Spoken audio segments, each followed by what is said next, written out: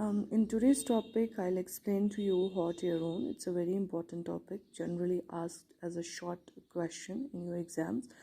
Write a short note on hot air own. I think I have taught it, but there are some students who send me the syllabus of the incomplete topics. That is why I am repeating it, but I thought I have done it. Okay, students. Hot air oven एक स्टेरिलाइजिंग equipment होता है. आपको जो sterilisation करनी होती है उसके लिए एक इक्विपमेंट होता है जिसे हम बोलते हैं hot air oven. Basically students वो चीज़ें जो ऑटोक्लेव में नहीं जा सकती है, जैसे कि आपका वैक्स वगैरह होता है, जैसे आपके बाकी चीज़ें जो हम जनरली ऑटोक्लेव में नहीं डाल सकते हैं, उन्हें हम हॉट एयर ओवन में स्टेरिलाइज करते हैं. और मोस्ट कॉमनली जनरली ग्लासवेयर, जितना भी ग्लासवेयर आपके लैब का होता है, एंड ऑल ग्लास रेंजेस, जो आपके पास ग्लास रेंजेस होते हैं वो सारे स्टेरिलाइज होते हैं इसमें. Second important things, forceps, scissors and scalpels, जितने भी होते हैं वो सारे स्टेरिलाइज होते हैं आपके हॉट एयर ओवन में. जैसे मैंने पहले भी बताया, कुछ फार्मास्यूटिकल प्रोडक्ट्स जैसे लिक्विड पैराफिन, क्योंकि वो बड़े बड़े लॉग्स होते हैं उन्हें मेल्ट भी करना पड़ता है. Liquid paraffin, dusting powder, fats and grease, ये सब चीज़ें जो है they got sterilized in the hot air oven. Hot air oven का मेन पर्पस जो आप लैब्स में देखेंगे जनरली वो यही होगा कि आपका जितना भी ग्लासवेयर होता है वो सब स्टेरिलाइज हो जाता है आपके हॉट एयर ओवन में. और इसमें जो टेम्परेचर आपको सेट करना पड़ता है हॉट एयर ओवन का, वो होता है ऑलमोस्ट 160 डिग्री सेंटीग्रेड. और ये टेम्परेचर कॉन्टिन्यूसली आपको रखना पड़ता है for about 1 hour. This is the ideal temperature for the sterilization of all the above mentioned categories, particularly your glassware. आपकी glassware sterilize होती है 160 degrees पे, और आप it is the ideal temperature for sterilization of glassware. जब भी आप sterilization करेंगे आप ओवन को रखेंगे 160 डिग्री पे फॉर कंप्लीट 1 आवर. और इस दौरान जब काम चल रहा हो हॉट एयर ओवन का, ना ही आप खोलेंगे ना ही हाथ लगाएंगे चीज़ों को, क्योंकि उससे कंटेमिनेशन का ख़तरा रहता है. इसीलिए continuously for 1 complete hour you will keep the glassware inside the hot air oven at the temperature of 160 degrees. That will be the most ideal and suitable temperature for the sterilization of any kind of the glassware. इसमें कुछ disadvantages है. Like disadvantages इसकी ये होती है क्योंकि इसमें dry heat का इस्तेमाल किया जाता है. ड्राई हीट जो होती है वो बैड कंडक्टर ऑफ हीट होती है, ठीक है, और उसका जो पेनिट्रेशन पावर होता है that is lesser. Penetration power जो होता है student, penetration power is lesser, उसका कम होता है penetration power in comparison to the moist heat. ठीक है स्टूडेंट्स, एक बार फिर से सुन लीजिए. Dry heat is a bad conductor of heat and penetration power is lesser than the moist heat. ये इसका एक ड्रॉबैक है, you know, this is the drawback of this sterilization. मगर जनरली उसको फिर भी यूज़ किया जाता है, इसीलिए इसमें ड्यूरेशन लंबा है. अगर आप देखेंगे ऑटोक्लेविंग हम सिर्फ 15 मिनट्स तक करते हैं, ठीक है, मगर जब हम ड्राई हीट कर रहे हैं हॉट एयर ओवन में you have to keep the equipments for 1 complete hour. ठीक है जी. अगर इस दौरान बीच में इलेक्ट्रिसिटी इवैक्यूएट हो जाए या कुछ ऐसा प्रॉब्लम हो जाए, आपको प्रोसीजर पहले से करना पड़ता है, जस्ट बिकॉज कि जो ड्राई हीट होता है उसका पेनिट्रेशन पावर कम होता है. जब हम कंस्ट्रक्शन की बात करेंगे स्टूडेंट्स, कंस्ट्रक्शन में ये है कि it is a double layer square chamber. ठीक है, एक स्क्वायर डबल लेयर चैम्बर होता है जो आपने लैब्स में देखा होगा, जो जनरली डबल वॉल्ड होता है. ओके, ये बना होता है कुछ जगहों पे स्टील का, बहुत जगहों में एस्बेस्टस का, क्योंकि एस्बेस्टस जो होता है students that has a quality of retaining the heat for the longer time. वो हीट को रिटेन कर पाता है लॉन्गर टाइम पे.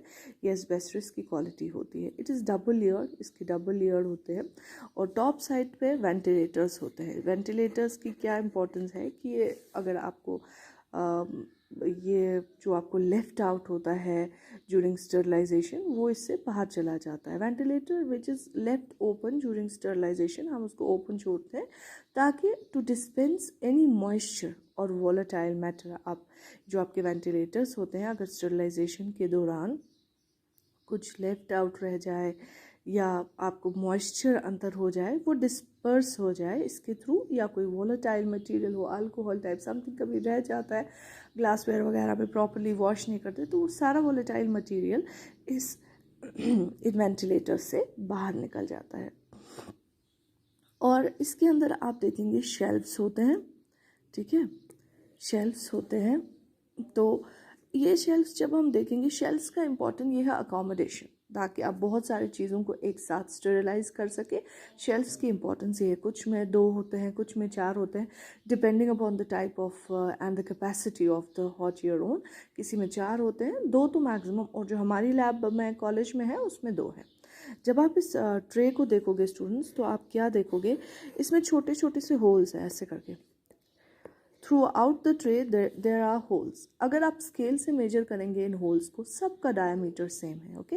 The diameter of every hole is same and the distance between the 2 holes, जो ये 2 होल्स के बीच में डिस्टेंस है, ये भी बिल्कुल बराबर है। इन चीज़ों को बोला जाता है परफोरेशंस। These holes are called as perforations। और इन होल्स की इंपॉर्टेंस ये है, यूनिफॉर्म डिस्ट्रीब्यूशन ऑफ हीट, ताकि आपकी जो हीट है वो यूनिफॉर्मली डिस्ट्रीब्यूट हो। जितनी यहाँ पर है उतनी ही यहाँ पर भी हो, जितनी यहाँ पर है उतनी यहाँ पर भी, कंप्लीट डिस्ट्रीब्यूशन ऑफ हीट। इसमें क्या होता है स्टूडेंट्स, वर्क कैसे करता है, इसके अंदर लगे होते हैं इधर हीटर्स, यहाँ पे लगे होते हैं हीटर्स, और यहाँ पे लगे होते हैं फैंस, ठीक है।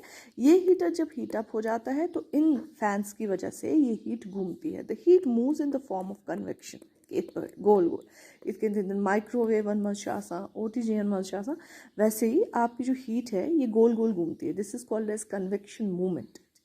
जब कन्वेक्शन मूवमेंट में हीट किसी क्लोज चैम्बर में मूव करती है तो वो प्रॉपरली चीज़ों में पेनिट्रेट करती है और कंप्लीट स्टेरिलाइजेशन कर देती है। ये जो एयर होता है, air circulates within the oven by convection current. जो इसका कन्वेक्शन करंट हो, जैसे मैंने आपको दिखाया ऐसे ऐसे गोल गोल घूमना, सो जो एयर सर्कुलेट होता है within the oven, that circulates by convection current.